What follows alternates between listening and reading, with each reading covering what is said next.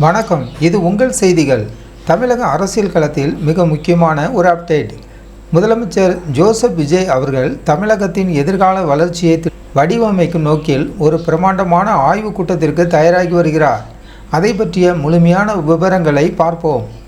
தமிழகத்தில் புதிய ஆட்சி பொறுப்பேற்ற பிறகு தேர்தல் வாக்குறுதிகளை நிறைவேற்றும் வேகத்தில் முதலமைச்சர் விஜய் செயல்பட்டு வருகிறார். இதன் ஒரு கட்டமாக வரும் ஜூலை 2ஆம் தேதி முதல் ஜூலை 22ஆம் தேதி வரை தமிழக அரசின் அனைத்து துறைகளையும் உள்ளடக்கிய ஒரு மெகா ஆய்வுக் கூட்டம் நடைபெற இருக்கிறது. நோக்கம் என்ன? கடந்த ஜூன் 5ஆம் தேதி வெளியிடப்பட்ட வெற்றி தமிழகம் தொலைநோக்கு திட்டத்தில் இடம்பெற்றுள்ள 436 வாக்குறுதிகளை எவ்வாறு விரைவாகவும் ஊழலற்ற முறையிலும் மக்களிடம் கொண்டு சேர்ப்பது என்பதுதான் இந்த தொடர் கூட்டத்தின் முக்கிய நோக்கம்.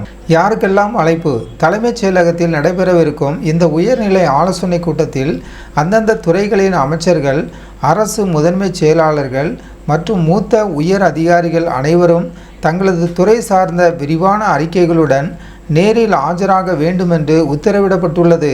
திட்டமிடல்: இந்த 20 நாட்களில் ஒவ்வொரு துறைக்கும் 1 ஆண்டு, 3 ஆண்டுகள் மற்றும் 5 ஆண்டுகளுக்கான தனித்தனி செயல்பாட்டு திட்டங்கள் உருவாக்கப்பட உள்ளன. குறிப்பாக போதைப்பொருள் இல்லாத தமிழகம், இளைஞர் மற்றும் பெண்கள் நலன், உலக தரம் வாய்ந்த கல்வி மற்றும் கட்டமைப்பு வசதிகளை மேம்படுத்துவதில் முதலமைச்சர் தனி கவனம் செலுத்தி வருகிறார்.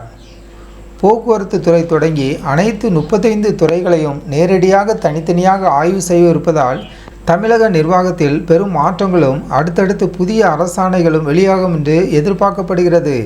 இந்த ஜூலை மாத ஆய்வுக் கூட்டம் தமிழக அரசு இயந்திரத்தை அடுத்த கட்டத்திற்கு எடுத்துச் செல்லும் என்று அரசியல் வட்டாரங்களில் பெரிதும் பேசப்பட்டு வருகிறது. தொடர்ந்து இணைந்திருங்கள். ஜாய்ஸ் டிவி சேனலுக்கு புதியவராக இருந்தால் ஜாய்ஸ் டிவி சேனலை சப்ஸ்கிரைப் பண்ணுங்கள்.